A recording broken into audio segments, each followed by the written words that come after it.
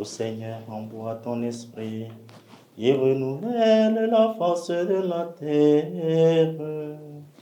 Évangile de Jésus-Christ selon saint Matthieu. En ce temps-là, quelques-uns des scribes et des pharisiens adressèrent la parole à Jésus. Maître, nous voulons voir un signe venant de toi. Il leur répondit, cette génération mauvaise et adultère réclame un signe, mais en fait de signe, il ne lui sera donné que le signe du prophète Jonas. En effet, comme Jonas est resté dans le ventre du monstre marin 3 jours et 3 nuits, le Fils de l'homme restera de même au cœur de la terre 3 jours et 3 nuits. Lors du jugement, les habitants de Nive se lèveront en même temps que cette génération. Ils la condamneront. En effet, ils se sont convertis en réponse à la proclamation faite par Jonas.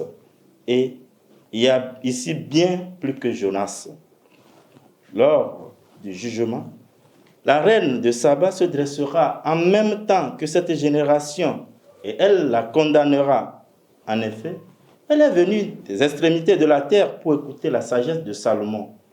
Et il y a ici bien plus que Salomon. Acclamons la parole de Dieu. Louange à toi, Seigneur Jésus. Nous sommes au lundi 20 juillet 2026, dans la 16e semaine du temps ordinaire.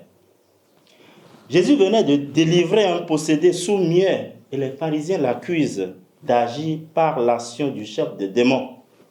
Ils vont plus loin dans l'évangile de ce matin en lui réclamant un signe spectaculaire, supplémentaire, afin de croire en lui. Jésus les renvoie à 2 signes.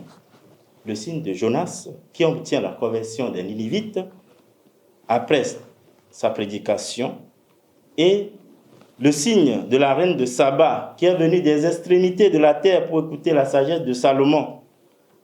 En effet, si les Ninivites ont été convertis par la prédication d'un simple prophète Jonas, et si la sagesse de Salomon, roi d'Israël, a pu attirer les peuples du bout du monde jusqu'à lui, combien plus l'annonce du Fils de Dieu, le miracle du Messie, supérieur, élevé au-dessus des prophètes et des rois, devait convertir ces pharisiens, des docteurs de la loi. Ils endurcissent leur cœur devant le miracle du Messie. L'évangile d'aujourd'hui nous lance un appel de conversion. Chers fidèles, aujourd'hui nous sommes nombreux à chercher le Christ là où il n'est pas, dans les miracles, les grands spectacles, les grandes séances de délivrance dans les bruits. On veut qu'il se manifeste dans des signes venant du ciel, dans le tonnerre, dans les éclairs, alors qu'il est là, présent au milieu de nous, dans nos cœurs, dans notre vie, et dans le prochain qui a besoin d'assistance.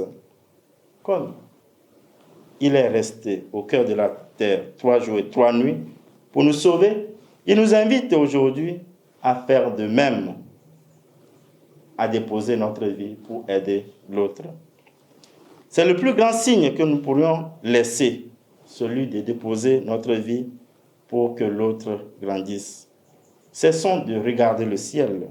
Posons nos regards sur l'aujourd'hui de nos prochains. Ainsi soit-il. Au nom du Père, et du Fils, et du Saint-Esprit. Amen.